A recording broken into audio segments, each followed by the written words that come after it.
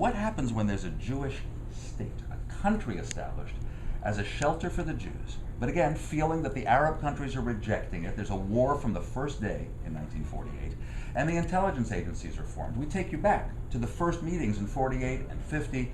Not only did David Ben-Gurion, he was the first prime minister, not only did he say, we have no choice, we need to have a strong military, we need the best intelligence, he also decided we need to have a nuclear bomb.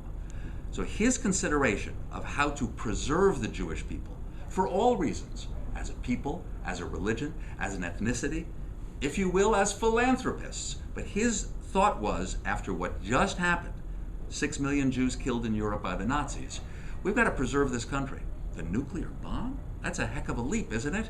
Now, I'd like to think that Israel would never use it, but we do show in this book that Prime Minister Ben-Gurion was determined, whom he appointed to take care of that project, how Shimon Peres, who won a Nobel Peace Prize later for making peace, was really the architect of the nuclear bomb program, and that Israel has it. And Chuck, there's one other irony to this. The current biggest crisis in the Middle East is that Israel won't accept that Iran develop nuclear weapons. Iran denies doing that, but all experts say Iran is doing it. Israel decided to have what we call a monopoly. Again, it's Israel's own sense of safety. We can trust us with the bomb, but we can't trust any of the neighbors. Nobody ought to. Israeli intelligence is actively making a case against it, telling the US and the CIA, you've got to stop Iran. And at the same time, the Israelis are doing what they can. Computer viruses, agents, assassinations in Tehran.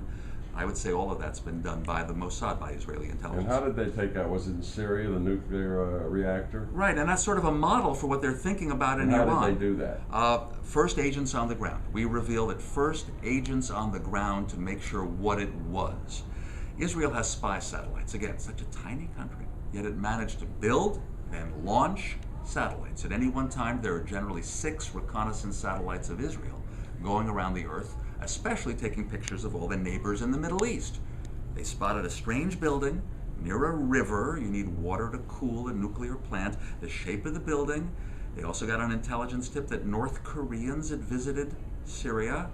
They put that together. They made a real effort to get more files in Syria, and they sent agents in to do that. We do reveal that, and by the way, I don't think that endangers Israel. We don't say how they got in. I don't know their names, etc. But that's how they make sure it's right.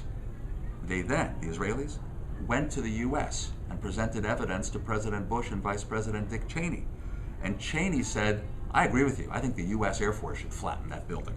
And President Bush said, no, I don't think so. I think we should publicize it, bring it to the UN.